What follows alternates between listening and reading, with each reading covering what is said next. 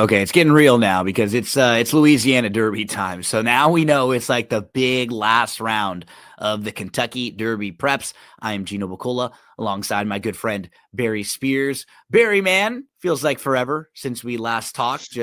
Was gallivanting around Las Vegas, and by gallivanting I mean pretty much in the one casino for like 3 or 4 days, covering the NHC, and didn't even go outside a few of those days. But had a fun time. Met with some folks, got to really cover that contest for the first time, which was cool. But now the focus, Derby preps. And there's a really cool DRF package that they put together that starts this week. It gives you past performances for Louisiana Derby Day and Jeff Ruby Stakes Day, both this weekend. Then next weekend, it gives you Florida Derby Day plus the Clocker Report. It gives you Arkansas Derby Day at Oaklawn. Following weekend, gives you Bluegrass Day at Keeneland, gives you Wood Memorial Day at Aqueduct, gives you Santa Anita Derby Day at Santa Anita along with the Clocker Report. Next week, it gives you the Lexington Day at Keeneland. You get the Kentucky Oaks and the Derby Clocker Reports for both of those as well, and betting strategies for those.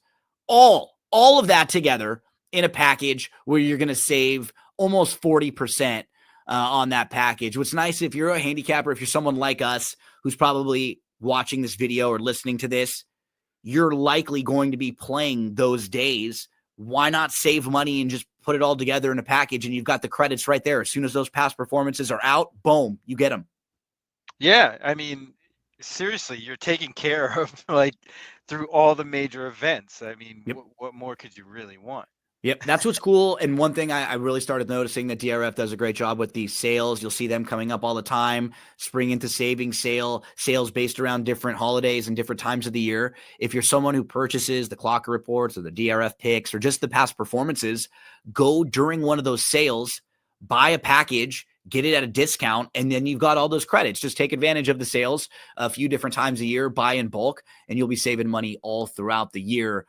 Barry, points up for grabs this weekend at the fairgrounds. We've got Derby points and Oaks points. And then over at Turfway, same thing, Derby points and Oaks points. And actually at both of the tracks, there are all stakes pick fives, races 8 through 12. The Oaks will be the 11th race, and then the big one will be the 12th at both of those tracks. So you and I will dive on into the pick five. Remember, when you're playing the races, head to shop.drf.com. You can get that package just talked about right there. Let us take a look at race number 8. There are some horses that were cross-entered and are running in different spots. I'll try to pass that information along to all of you as we get through it. So, Barry, for anyone hanging with us, we're going to look at race number 8. This is the Tom Benson Memorial, mile and a 16th on the turf course. This kicks off that pick 5 that will end with the Louisiana Derby. So, that's some of the major players in here. Obviously, when you have a horse like let's get to race number 8 first.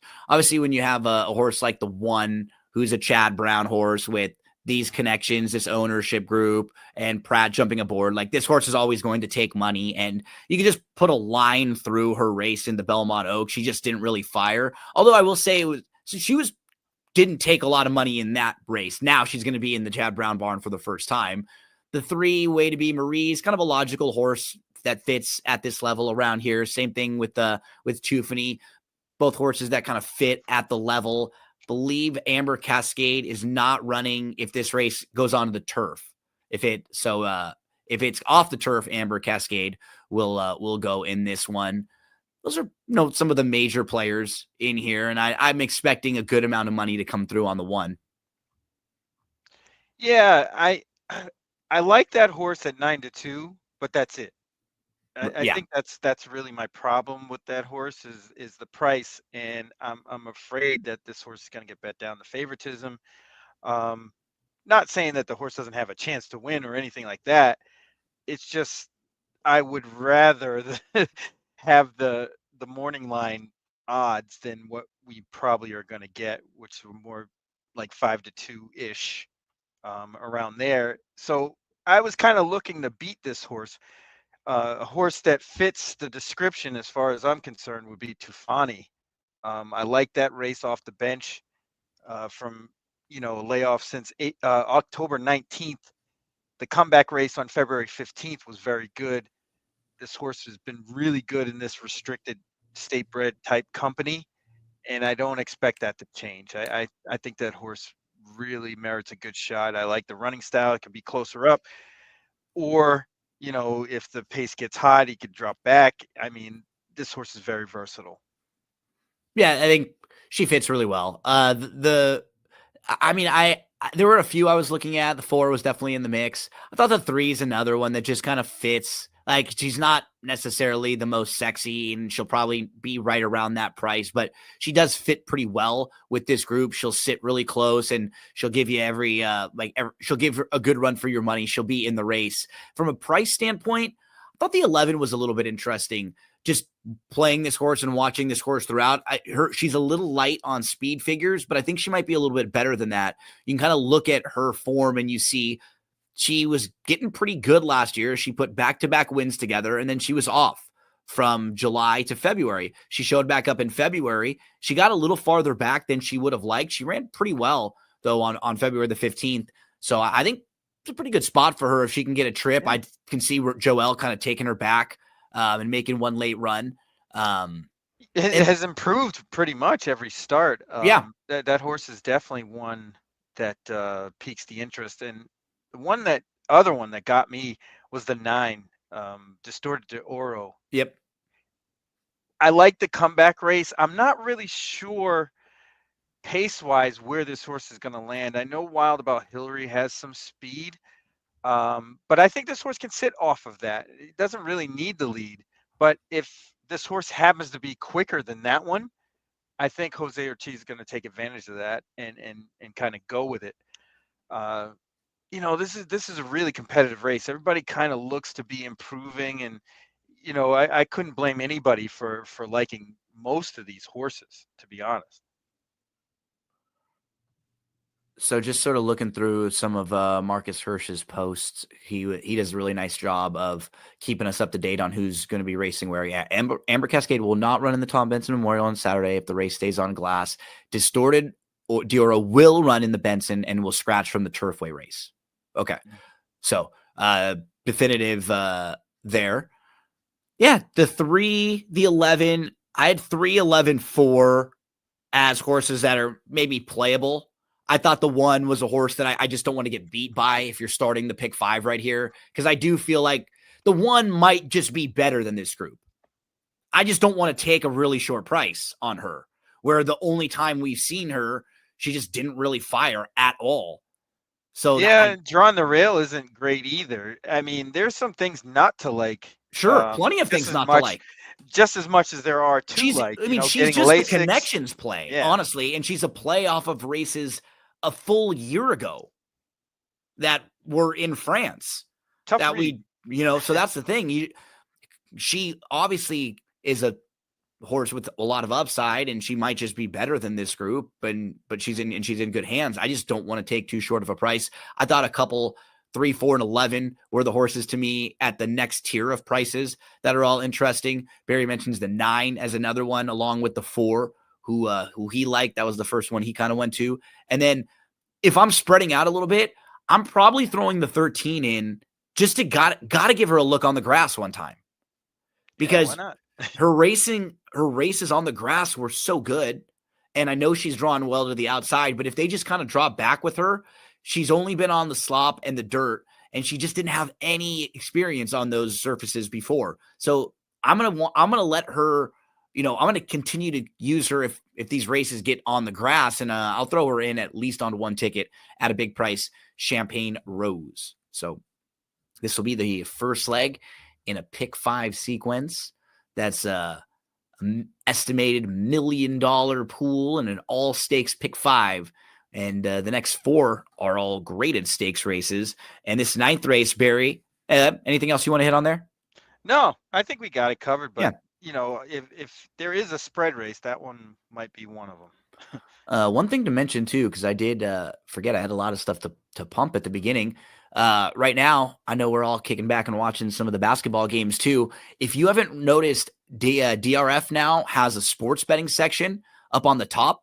What's really cool about that area is it gives you a bunch of the different sports books out there. It gives you reviews for them. It gives you promos for them. So if you're not signed up, you can check out what their promo codes are if you would like to sign up.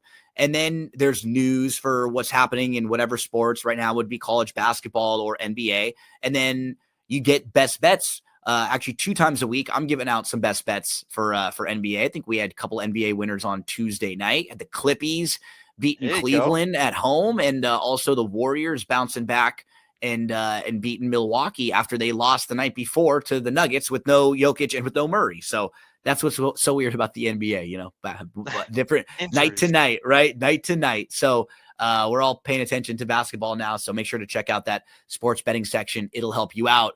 We are going to check out the Breeders' Cup Classic winner from last year, Barry, in Sierra Leone, who will show up in the Grade 2 New Orleans Classic on Saturday at Fairgrounds. It's going to be his first start of the year.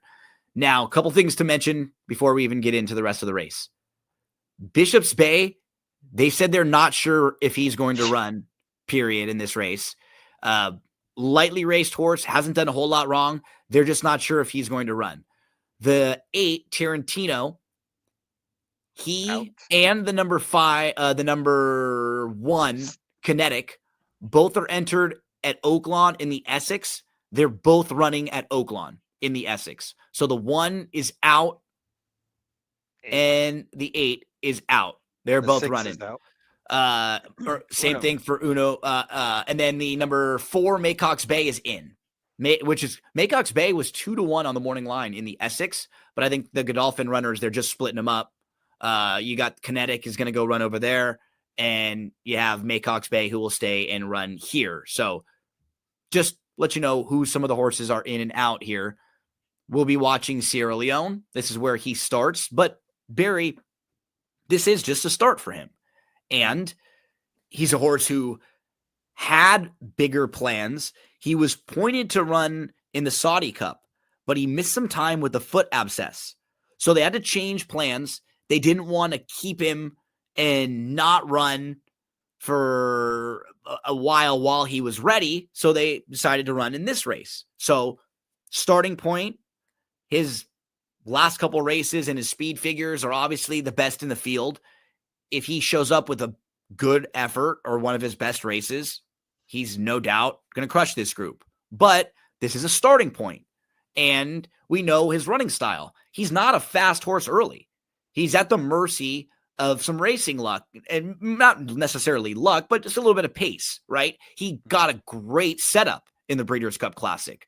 I will give him a lot of credit. What I loved about how Pratt rode him that day, he got didn't into the race earlier. Yes, that was the key, right? They were flying, but he moved early, and at the top of the lane, he had already hit the lead and opened up about a length. And so he had to kind of hold on for the entire length of the stretch, but he moved at the perfect time. Didn't wait till so late that you're just kind of running on for third. It was, hey, let's get to the front and let's make them kind of pass us. And it was a really quick, split second, let's go right now move. It was awesome. What are we going to do with him in this race, Barry? He sort of towers over this field. I mean, honestly, on paper, it's kind of a 2-horse race between Sierra Leone and Hall of Fame, and it looks like it's gonna kind of come to fruition too. Yeah. The pace scenario kind of sets up for it. Yep. And it's going to be interesting to see what happens, and if Sierra Leone has enough bottom to kind of keep that momentum going, or the hot horse in Hall of Fame kind of runs away from catching him early. Like you said, it's his first start before he really gets cranking later on in the year. So, and I had a hard time getting away from them. I really did, because it's just, to me, like Sierra Leone is the class that kind of towers over them, or Hall of Fame, nice horse, getting good this year, and he could get the type of trip that beats Sierra Leone, where he's just way ahead of him, right? He's either on the lead or he sits close and just gets like a 5-length jump on him. Well, he's going to be in front of him. no matter Absolutely. what. So it's just a matter of if you think Sierra Leone can run him down. I personally think so. I was never too high on Hall of Fame. Yeah. Um, I You think know, he's got some soft setups. Even the last race was sort of a pretty good setup for him in the yeah. mine shaft. This race is going to be a good setup for him as well, but it's also a good setup for Sierra Leone. And And that's the that thing, like what you were kind of hitting it. He's not like I probably was expecting or maybe wanting him to win like more impressively. Hall of Fame last time out in the mine shaft. But what I will say is he's kind of like he's doing what we sort of want horses to be able to do, right? To like get the chance to mature and develop a little bit. Mhm. He kind of didn't get thrown to the wolves this year immediately. So he got to progress. And then what was kind of nice last time is we actually saw him really sitting behind horses and then have to angle out and kind of get game. Like we haven't really seen him ever have to fight all that much or get in a battle and win. So he is sort of stepping forward. He put a couple big races together in buyer speed figures, but I know what you mean. Like he's kind of got a reputation, and I don't know if he's really lived up to it yet, even though he's won 3 races in a row this year and he's now a graded stakes winner. I I mean, still, he lost to Sierra Leone already pretty badly, and Catching Freedom, who I don't think is anywhere near Sierra Leone. yeah, So yeah. it's So, and those, I'm, when that class jumped up like that, he didn't handle it. That was then, that was early 2024.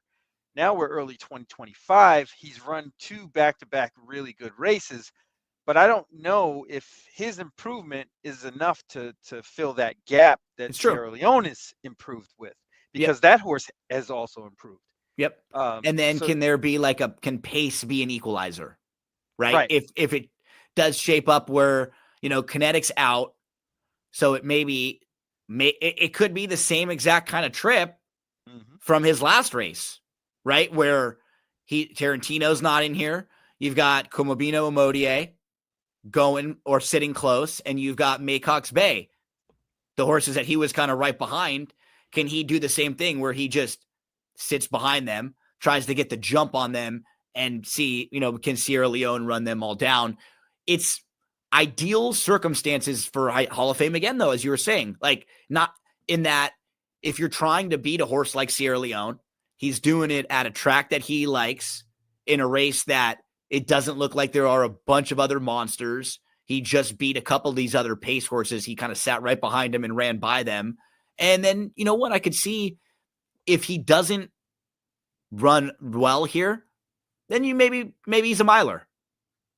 Maybe he's a horse you cut back a little bit. You run him in races where a mile or maybe even 7 furlongs where he can close a little more. He's got some ability, and this will be really fun to see him try Well, to step up and face a horse like Sierra Leone and kind of see where he will stack up in this division.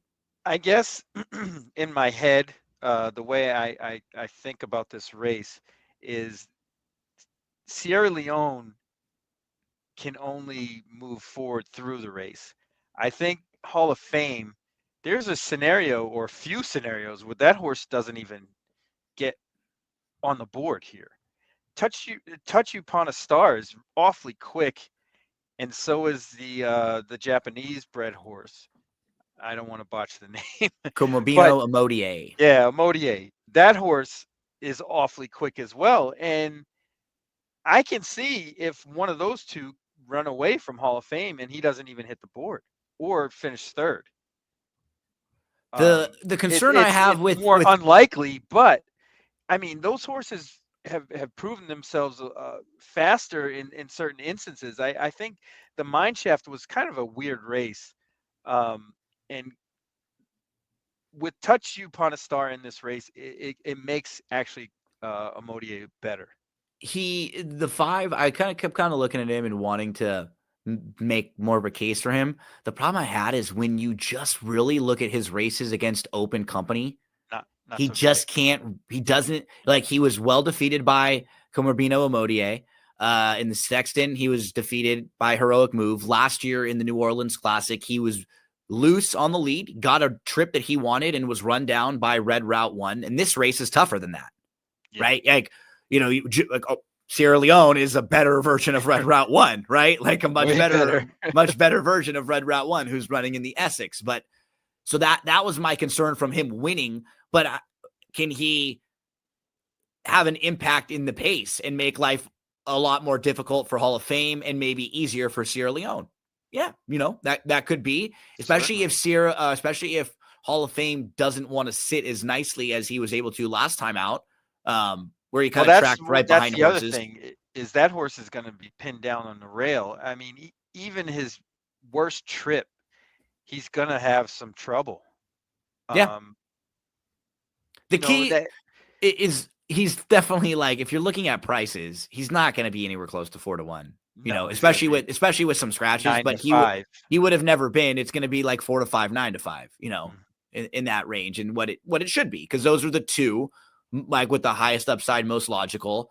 I I thought outside of those two, we talked about them for a few minutes. I thought the 3 was kind of interesting to me, as a horse who you can see he just struggled earlier in his career because he's not very fast early. So in some of these races, he's just outrun. Then they give him some time off from March to August. He shows back up. He races on the grass. Then he comes back to the dirt. And when he goes 1.25 miles and 1.125 miles, he doesn't have to be quite as far back early. So he just runs better when he's involved in the race. He breaks his maiden in 1.25 miles. He runs well, and his buyers have basically gone up in every race since. And now he's going to make his second start as a 4-year-old.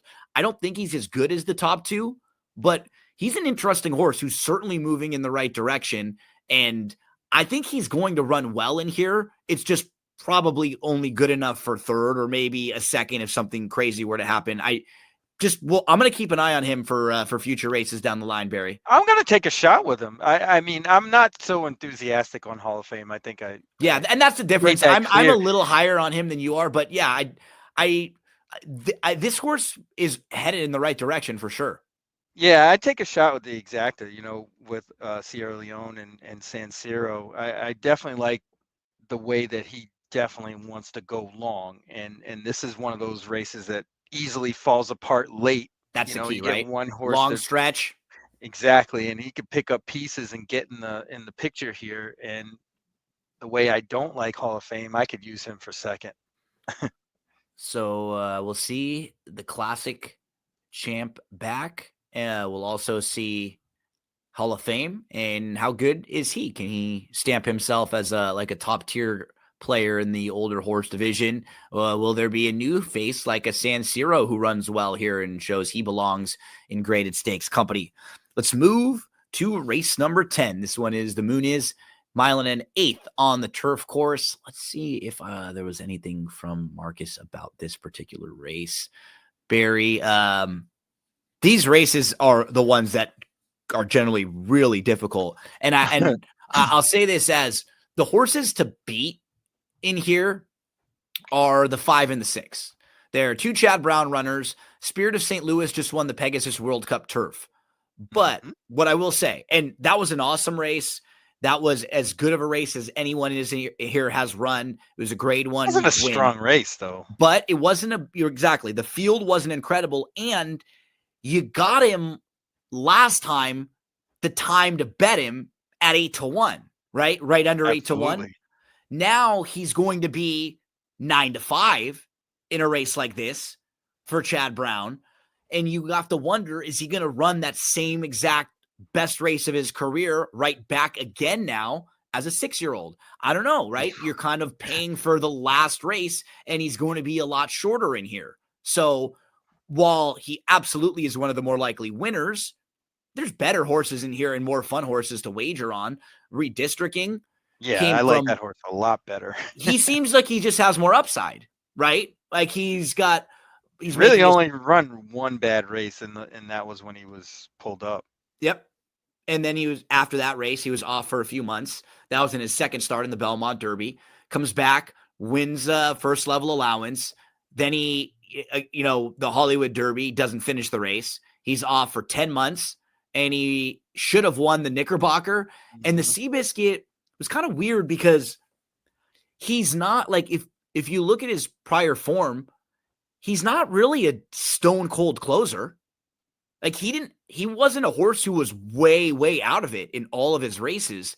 And then in this race, you can see he's he the was number 7. flying, absolutely flying.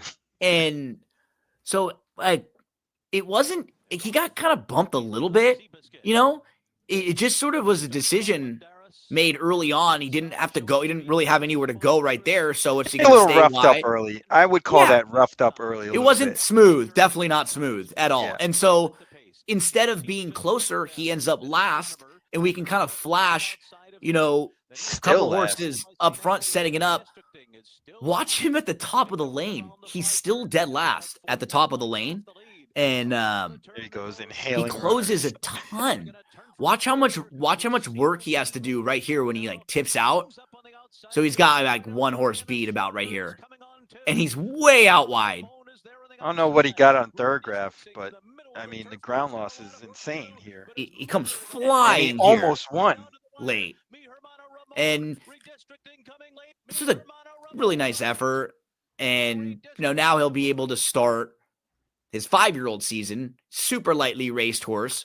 I think he's really obvious, Barry. And the one that I wanted to mention that could be fun to use in some of your exotics at a price is the 3. What say thee? Because this is a Mike Maker special. He claimed this horse for $35,000 at the end of 2023. And since the claim, he wins an allowance race. Then he has a bunch of trouble last March at Gulfstream. Comes back and wins a first level allowance at Keeneland. Wins a second level allowance at Churchill. Goes and wins a stakes at Lone Star. Then he doesn't have the best of trips at Ellis Park. And then he comes back and he chases Goliad at Kentucky Downs. I think we can just kind of eliminate those last 2 races because he was in good form and tailed off a little bit, but the spots weren't great. He had trouble. Comes back in Churchill in November. He wins. He beats Taking Candy, who then just came back and won the fairgrounds. And Taking Candy just got a better trip than him on February the 15th. It was sort of his first start of the year. And this is Maker. Like, you look at some of his better speed figures last year, he's gotten right up in the 96, 97 range. That type of effort would fit pretty well with this group. And I think the 1.125, no problem for him, where, some of these horses you might worry about at 1.125. I think he could be a fair price, especially because the 5 and the 6 are going to get bet. Yeah. I had a long shot that I liked is the 4. Talk to us too. Sure.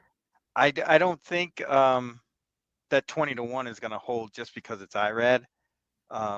But I can forgive that Nashville Derby. Absolutely. I mean, any race at Kentucky Downs is kind of questionable anyway. Easy to toss. Yeah. So the race before that beat Abramar and Greenlight, who are very, very good. This horse is probably flying a little bit under the radar, other than the fact that they attract IRAD. Grade 3 place. He's making his first start as a 4-year-old. Beat Greenlight twice.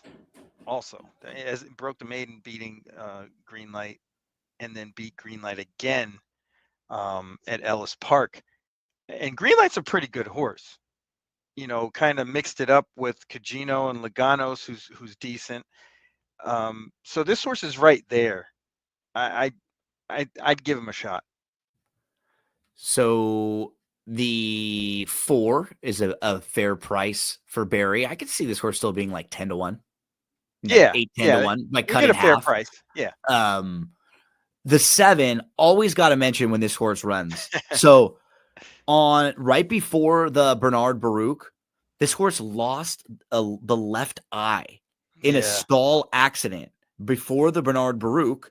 And so if you're looking at the form overall, you have a couple wins going into that race, and then didn't get the greatest trip, but doesn't really fire the best. Although it was a pretty tough effort. You see Taking Candy and Fort Washington, who were in there and are in the running lines for some others.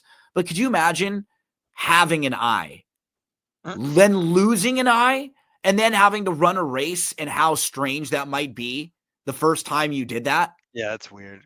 And then the second time, Rebel Red ran, won, and then came back and was a fine third behind Integration, who we saw in the running lines with Spirit of St. Louis. So I think Rebel Red fits with this group. And how cool is that for this horse after that kind of an accident, and for Cherie DeVoe to be able to get this horse right, to come back and win and then finish third in a grade 2 following that. So always got to mention that. The 9 was one who I thought's kind of another fun big price, Barry. So look at last year, actually end of 2023, September. This horse is not far behind Talk of the Nation in More Than Looks. And those efforts in the low 90s, they're solid. Then Commonwealth's taken off the turf, and then the Gulfstream race is before a long layoff. So the horse is off for almost 10 months from December of 2023 all the way to October. Shows back up in a nice soft spot at Indy to start the year. Wins. Then after that, November the 28th, pretty good second behind Higgins Boat. And Higgins Boat's just a little faster early. So Higgins Boat got a better trip that day. December 26th race taken off the turf.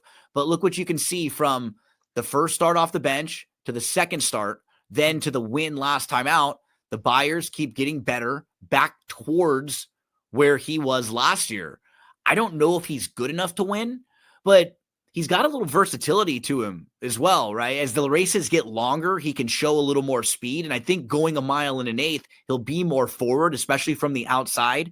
If you're playing and spreading out in this race, especially if you're playing tries and you're that type of a player where you're playing tries and supers, this horse could get involved early and hang around. I am a little worried about the mile and an eighth, and I don't know overall how good he is, but he might be able to get an okay trip here at a pretty good price, Barry. Sure. Yeah, there's not much pace in this race at all. Like the two outside horses, the 11 and 12, seem to be the pace, and they're not going to be dying to. No, they're go not fast. flying. They'll just probably try to use position and get over, right? That's what I would think. And that being said, I'd rather be Blessed a shot. Yeah. Here. This horse likes to go long. And likes to be forwardly placed, and we'll get that kind of trip. I don't think it's going to be breakneck up front. And a horse like this, or one of the speeds, I thought the 9, the 11, and 12 would be the ones up front. Mm-hmm. If one gets the lead and kind of controls the pace, I can see them hanging around for second or third. Very fun betting race, because to me, what's a fun betting race is when there are 4 or 5 different horses that I can make cases for that are going to be 8, 10 to 1-ish, right? In that range. And I think in here, we were going through some of these horses. Barry just pointed out the 11 as a fun long shot. There's the 9 Smoky Mandate, who's a fun one. I mean, Brilliant Birdie, we didn't even mention. He's making his first start as a 4-year-old, and this barn can certainly get him ready. He hasn't done a whole lot wrong in his career. Talented, but this is he's going to have to get a little bit of a step up, and I think he's going to get bet in here. That would be my only concern. Yeah, right next door to the other DeVoe, who's logical. The 5 and 6, probably the most likely winners.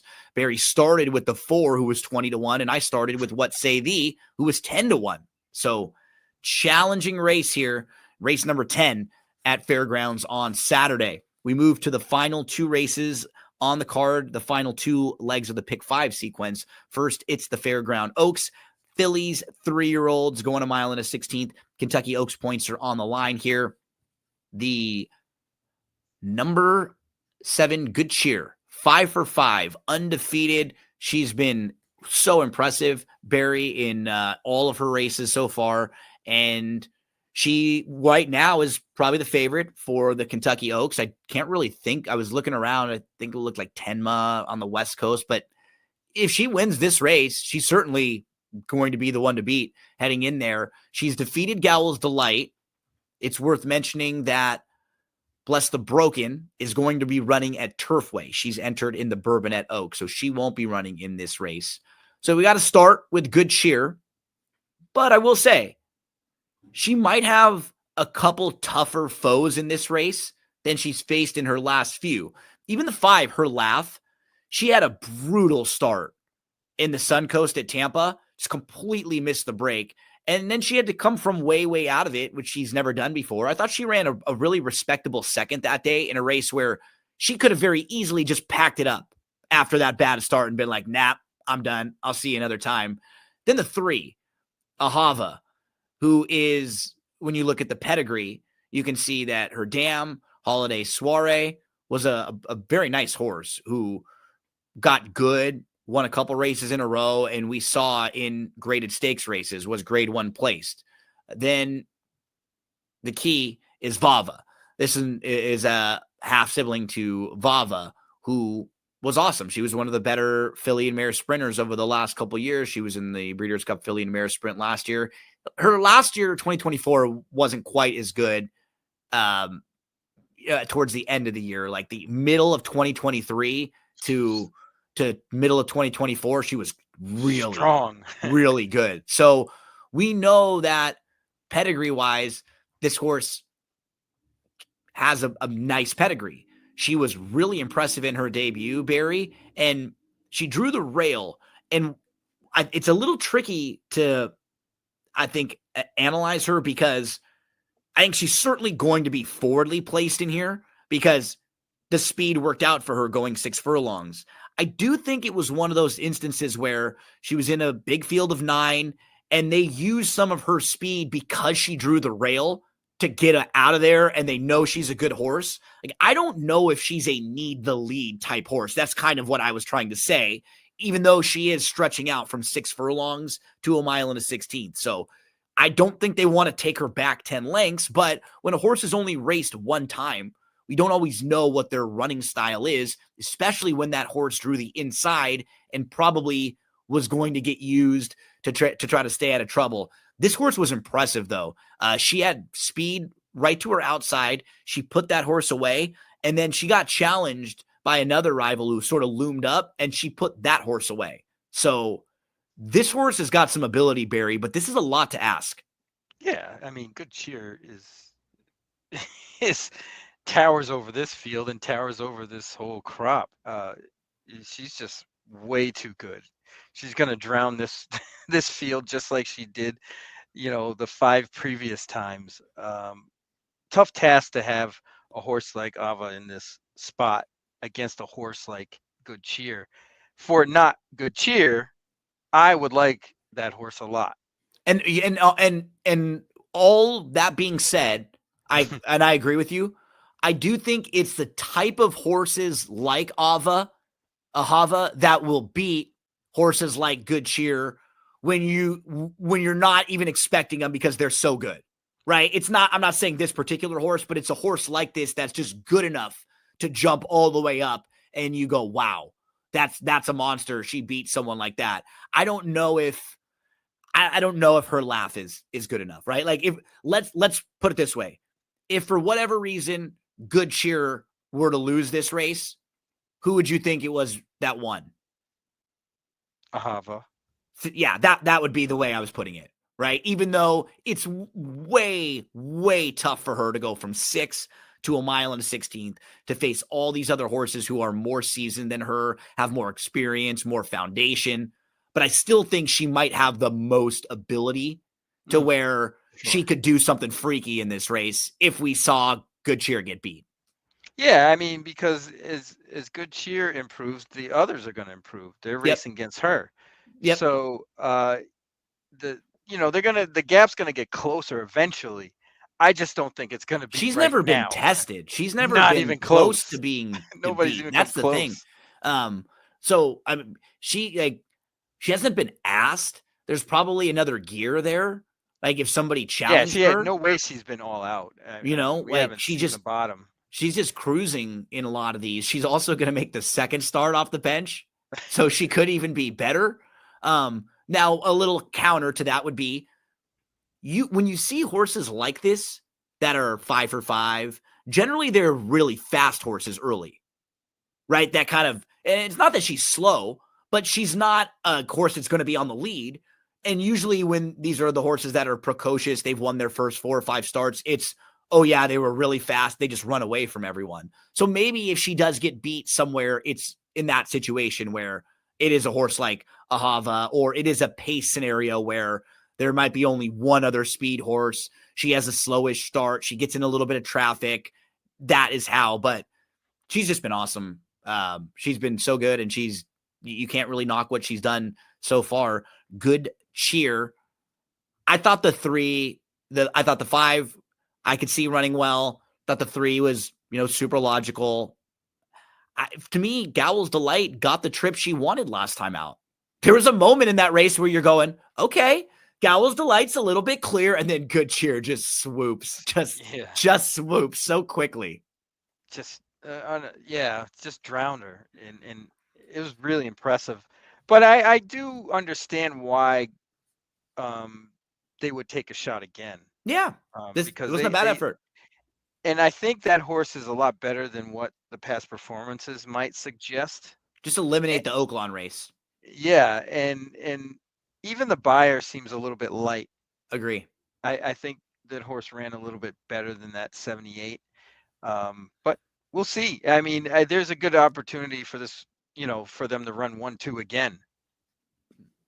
Let's see if anyone can beat Good Cheer, who will be the most popular single in this pick 5 sequence, I'd imagine, because when you move to the 12th, Barry, which is the Louisiana Derby, you don't have any of the kind of top tier Derby horses in here. It's a really spread out, wide open group.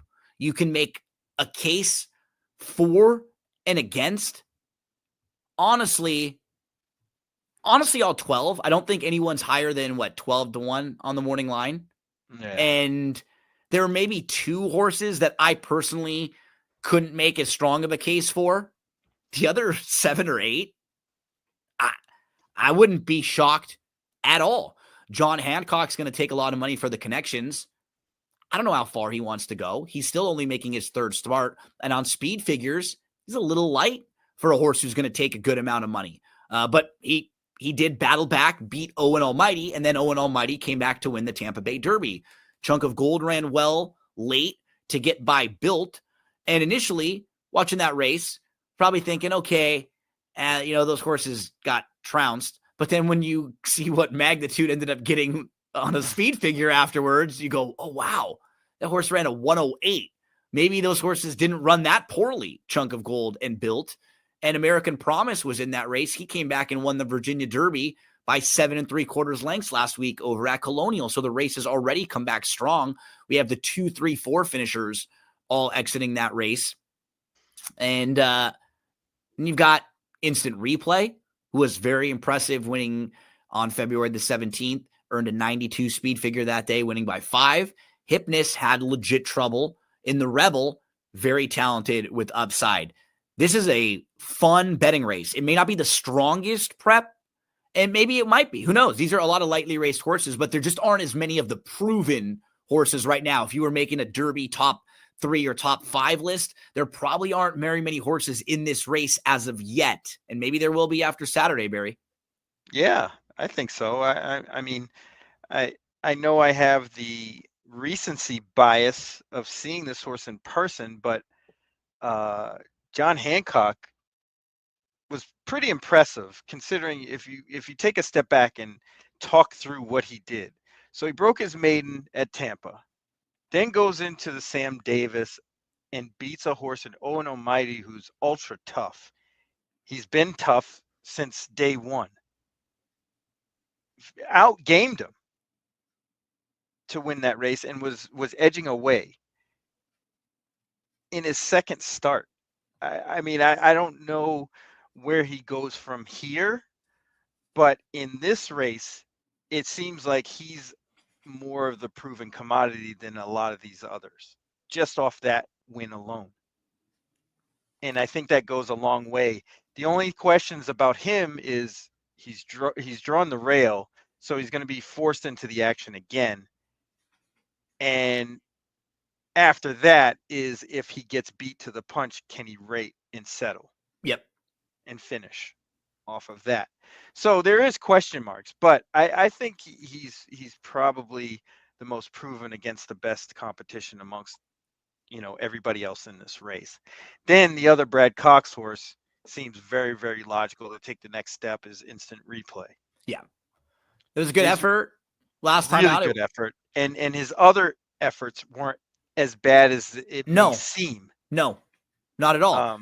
The debut wasn't bad. He comes back. He loses to California Burrito, who is going to be one of the favorites in the Jeff Ruby, and the race has come back strong. California Burrito won the Battaglia. So now all of a sudden, that race doesn't look that bad. Third race, he wins. And then in his fourth start at Oaklawn Park, that's not a bad effort behind Sandman, Big Boat, calling cards running in the Jeff Ruby as well. So those are not bad efforts. He had his coming out party, his put it all together race in his first start of the year over this track.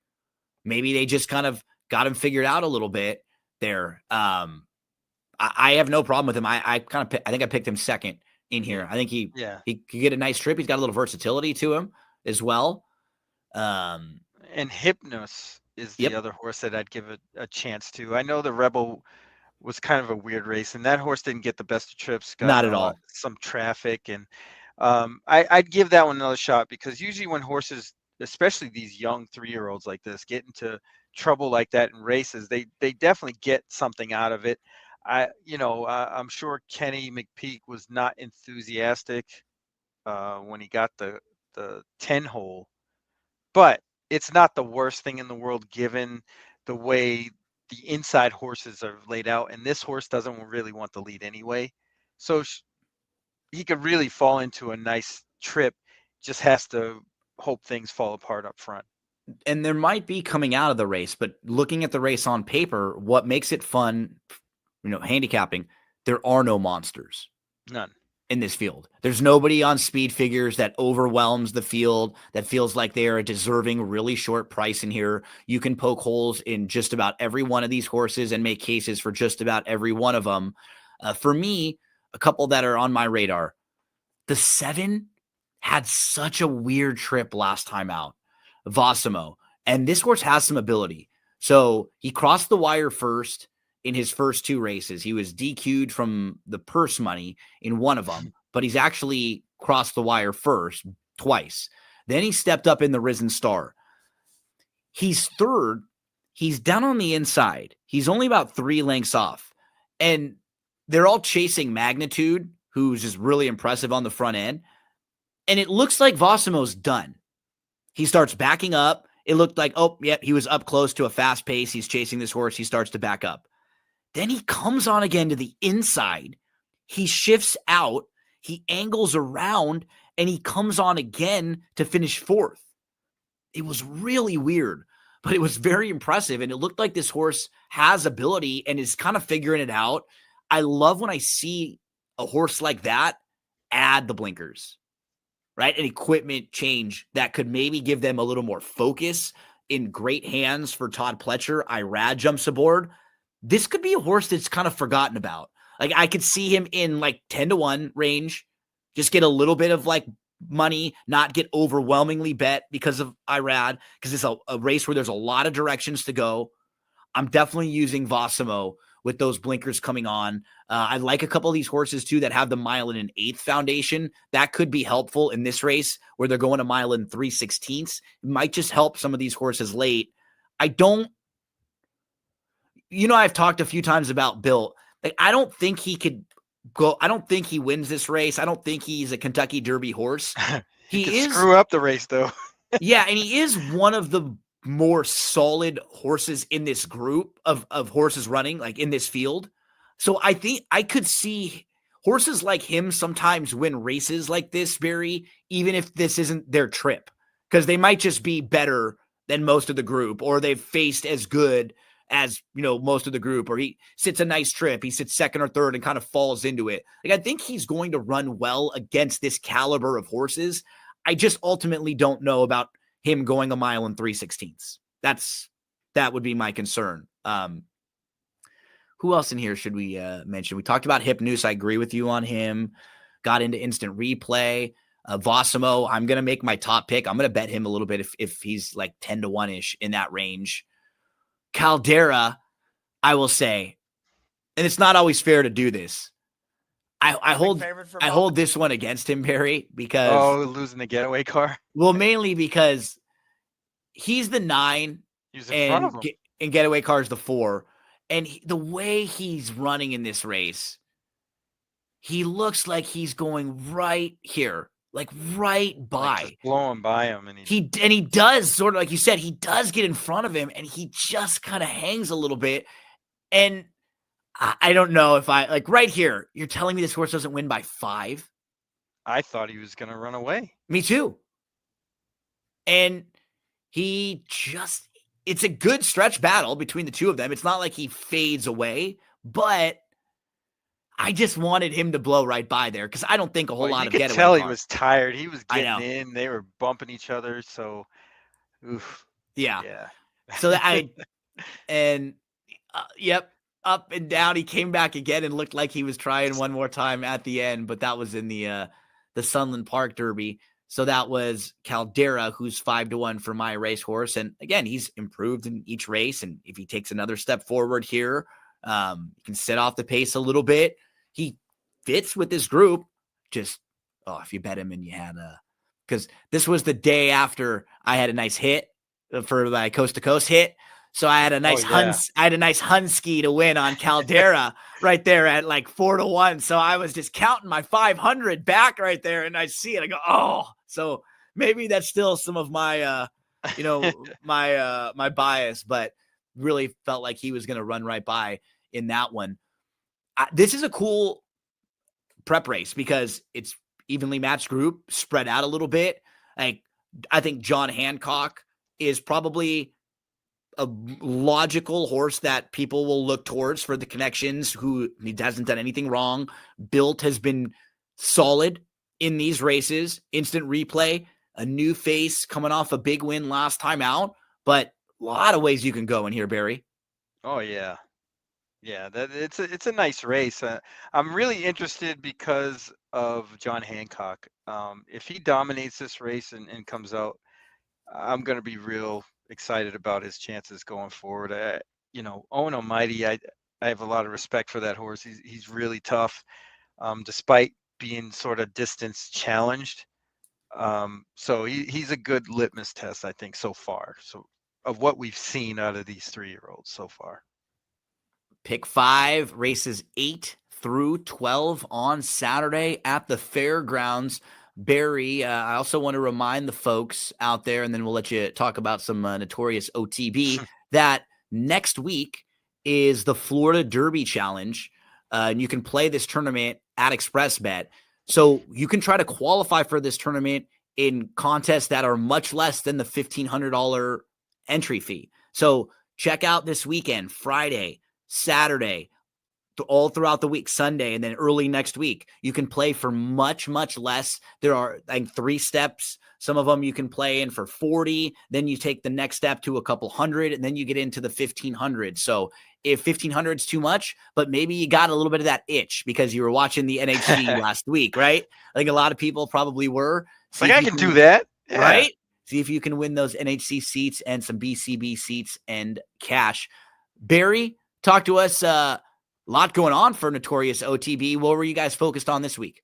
Yeah, this week we did $100 budget on the Louisiana Derby card. Awesome. So we had our best plays and stuff. A lot of my stuff came early in the card, so you want to check that out. But every day we do a little video, either 10 minutes, and then we have the long one on Thursdays. So check us out, man. We do some stuff.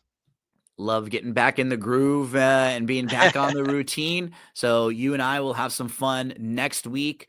It'll be Florida Derby. So we'll be talking all about that big Florida Derby day card.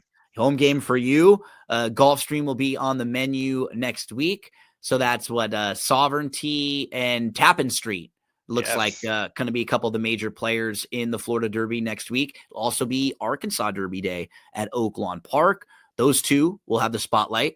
Then the week after, Keeneland opens up the Bluegrass. It'll also be Wood Memorial and at Santa Anita Derby. So Prep-a-Palooza coming in the next month or so. Barry, buddy, we'll be following along with all of your stuff and the Notorious OTB. Thanks so much, everyone, for hanging out. Make sure to subscribe to the YouTube channel below. Head on over, check out the Daily Racing Form YouTube channel too. We do a lot of race previews, pick 5 strategy videos, good stuff over there. If you're someone who's interested in the horse racing analysis and some of the free wagering help, check out that Daily Racing Form YouTube as well. Good luck to everyone this weekend at Fairgrounds and at Turfway. And as we say goodbye, we say hello to Joey Cleveland. Take it away.